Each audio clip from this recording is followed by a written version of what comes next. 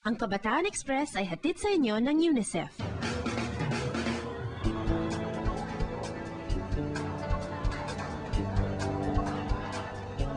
Sa Pilipinas, sinasabing pangatlo ang mga aksidente sa daan sa mga dahilan kung bakit namamatay ang mga bata mula 1 hanggang 14 na taong gulang. Paano nga pa maiwasan ang mga aksidenteng ito? Ang aksidente po, hindi po natin yan inaasahan. At alam ko po na meron pong mga organisasyon at saka meron pong mga batas na itinatakda ang gobyerno para maiwasan natin yung aksidente. At tayo bilang mga mamamayan sa isang komunidad at bilang estudyante ng paaralan, magagawa na lang po natin ay sundin yung mga batas na itinakda para sa atin. Makakayos tayo sa aksidente, umuwi tayo ng maaga, hindi na gano'n naglalakwatsa, kasi iniiwasan yung mga lilim na lugar. Kung may advice ko lang po sa mga teenagers o sa lahat ng tao, be alert. Yun, talaga. Be alert sa mga bagay na nasa paligid nyo, yung mga kotse, yung mga buses, because hindi naman natin gusto yung aksidente, kaya nga po siya aksidente. So, just be alert po. Isang kampanya para sa kaligtasan ng mga bata ang ginanap sa Cebu at hindi pinalampas ng mga CNN reporters ang pagkakataong maging bahagi nito. Hetong kanilang ulat.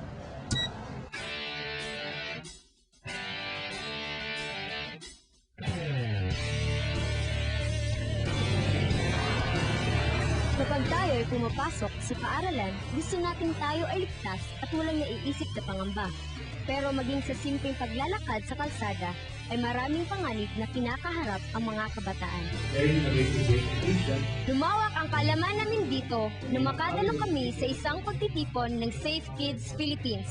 Ang pangunahing mission ng Safe Kids Worldwide ay mapigilan yung masasaktan ng mga bata ages 14 and under na mula sa mga hindi sinasadya ng mga aksidente o non-intentional injuries. Ang limang talagang main dyan, yung nasasaktan sa kalye, nalulunod, nalalason, nahuhulog, at tawag dito nasusunog o napapasok.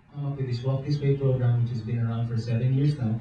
Sa idinaos na pupupulong ng Safe Kids dito sa Cebu City, napagtuunan ng pansin ang mga aksidente sa daan.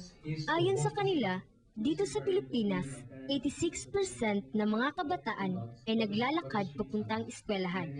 67% naman ito ay naglalakad mag-isa at 42% ay 6 years old pa lang. At kadalasan daw ay may mga nangyayaring aksidente dahil ang mga batay naglalakad sa mismong kalsada sa halip na sa sidewalk. And then we have actually children walk up into the FedEx van. Kaya naman naglunsad ang Safe Kids ng kampanyang Safe Kids in School. At isa sa mga napili nilang lugar para rito ay ang syudad ng Cebu. Isa to sa pinakamalaking syudad din sa Pilipinas.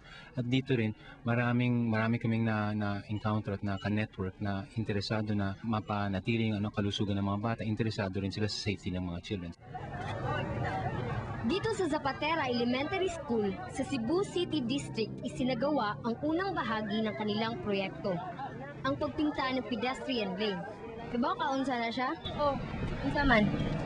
Para unungan sa mga jeep, para iglabang sa mga bata, di sila maligsan.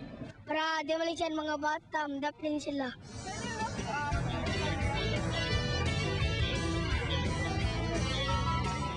Napakasimpleng proyekto, pero napakalaki nung may tutulong ng pedestrian lane na ito sa mga naglalakad sa ating mga kalsada araw-araw, lalong-lalo na ang mga bata.